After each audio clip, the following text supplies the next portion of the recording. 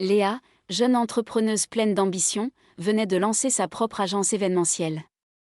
Elle déployait tous ses efforts pour faire connaître son activité et décrocher ses premiers gros contrats.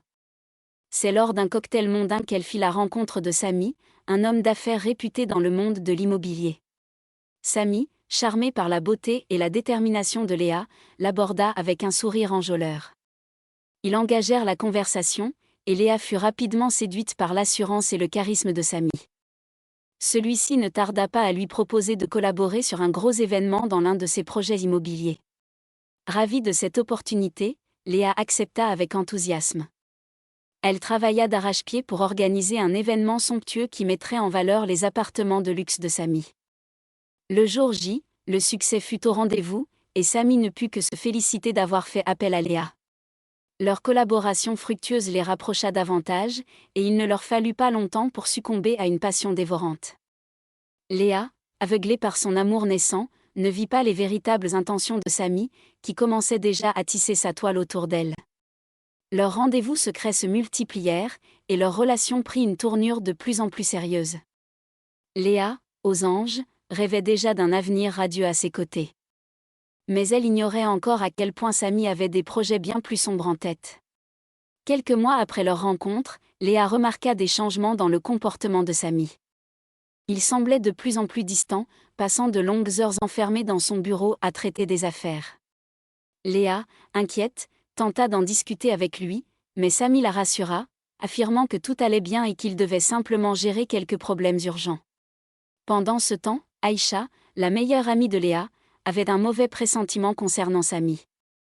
Bien qu'elle n'ait jamais rencontré cet homme, elle sentait que quelque chose clochait. Elle décida alors de mener sa propre enquête, bien décidée à percer les mystères qui entouraient Samy. Ses recherches la laissèrent bouche bée. Samy avait en réalité une longue histoire d'infidélité et de manipulation financière. Aïcha hésita longuement avant de confronter Léa avec ces informations. Leur amitié était sacrée, et elle ne voulait pas risquer de la briser.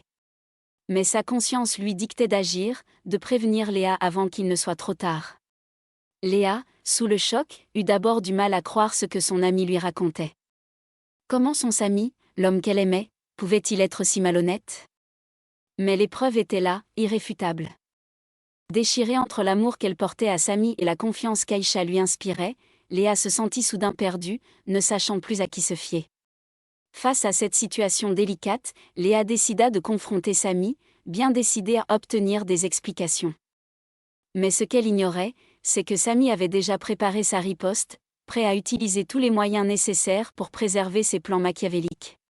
Léa, le cœur lourd, attendit patiemment que Samy rentre du travail. Lorsqu'il franchit la porte, elle l'accueillit d'un regard déterminé, s'apprêtant à affronter la vérité.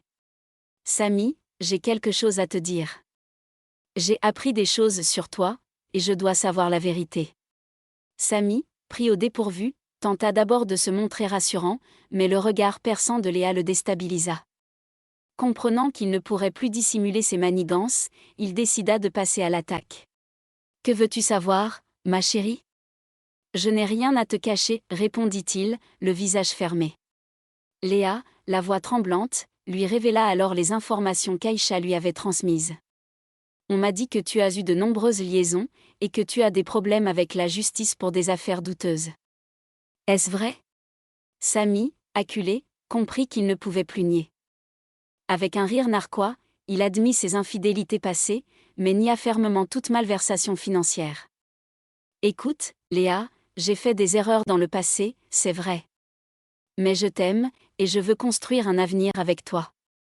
Fais-moi confiance. » Léa, les larmes aux yeux, ne savait plus que penser. Voulait-elle réellement continuer à vivre avec cet homme qui l'avait trompée ?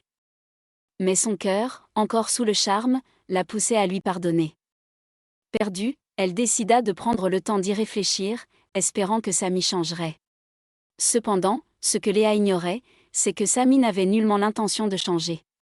Au contraire, il venait de comprendre qu'il devrait redoubler de prudence pour mener à bien son plan visant à s'emparer de l'entreprise de Léa. Et il savait exactement comment s'y prendre. Pendant que Léa se débattait avec ses doutes, Samy s'activa dans l'ombre. Il savait qu'il allait avoir besoin d'un allié de poids pour s'emparer de l'entreprise de Léa sans éveiller ses soupçons. Et il avait déjà une cible en tête, Sofiane, le mystérieux meilleur ami d'enfance de Léa. Samy prit donc contact avec Sofiane, prétendant vouloir simplement renouer avec un vieil ami. Mais ses véritables intentions étaient tout autres. Lors de leur rencontre, Samy dévoila son plan machiavélique à Sofiane, le mettant au défi de l'aider à s'emparer de l'entreprise de Léa. Imagine, Sofiane, toi et moi, associés pour bâtir un véritable empire. Tout ce que je te demande, c'est d'acheter discrètement les parts de Léa dans son entreprise. Comme ça, quand on divorcera, elle n'aura rien à réclamer. Sofiane, d'abord réticent, fut rapidement séduit par la perspective de s'enrichir sans effort. Après tout, Léa était une vieille amie d'enfance, mais il ne l'avait pas revue depuis des années. Que pouvait-il bien lui devoir ? Cédant à la cupidité, Sofiane accepta le marché, scellant ainsi un pacte avec le diable. Aïcha, toujours sur ses gardes, avait flairé que quelque chose n'allait pas. Elle décida alors de mener sa propre enquête, bien décidée à percer les mystères qui entouraient Samy et Sofiane. Ses soupçons se confirmaient, les deux hommes tramaient quelque chose dans l'ombre, et Léa en était la cible. Pendant ce temps, Léa continuait à hésiter sur la conduite à tenir. Devait-elle pardonner les erreurs de Samy ou devait-elle prendre ses distances ? Son cœur était tiraillé entre l'amour et la raison. Mais une chose était sûre, elle ignorait encore à quel point elle était en danger. Aïcha, déterminée à protéger son amie Léa, se lança dans une enquête minutieuse sur les agissements de Samy et Sofiane. Elle savait qu'elle ne pouvait pas se permettre d'échouer, car les conséquences pourraient être désastreuses pour Léa. Armée de ses contacts et de son instinct, Aïcha commença à retracer les mouvements de Samy et Sofiane. Elle découvrit rapidement que les deux hommes se rencontraient régulièrement en secret, échangeant des documents et des informations confidentielles. Mais le plus troublant était que ces réunions coïncidaient avec des changements drastiques dans la gestion de l'entreprise de Léa. Aïcha, de plus en plus inquiète, décida d'approfondir ses recherches.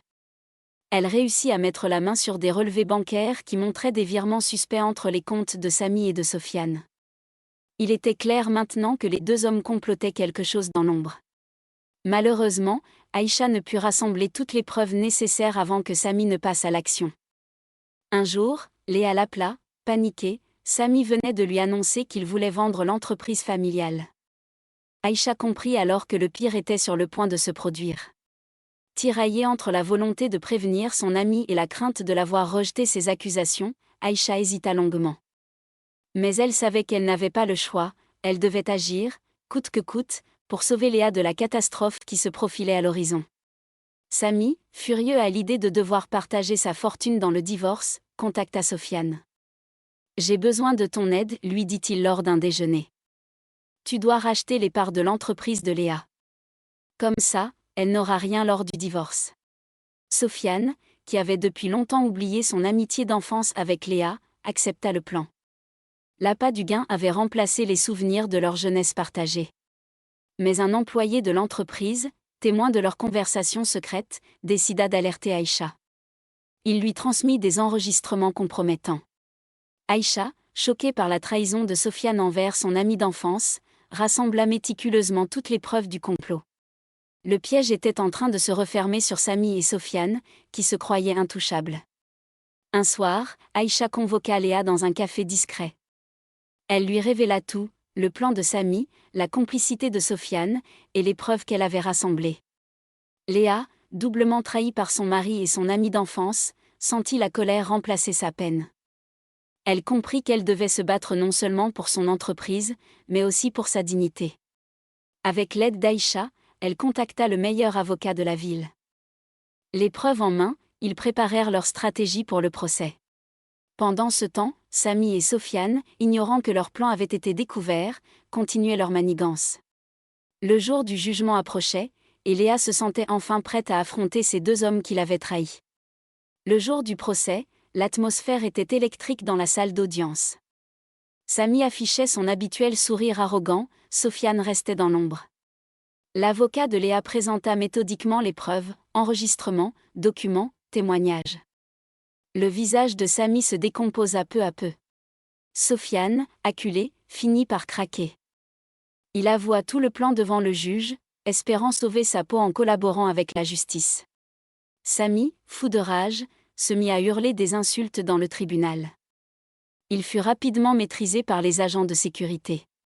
Le jugement fut sans appel, Léa obtint le divorce, conserva son entreprise et reçut des dommages et intérêts conséquents. Suite au procès, la vie de Samy s'effondra rapidement. Ses associés le lâchèrent les uns après les autres, son empire immobilier s'écroula. Sofiane, rongée par la culpabilité, tenta de présenter ses excuses à Léa. Mais le mal était fait, leur amitié d'enfance était définitivement brisée. Léa, elle, se concentra sur son entreprise.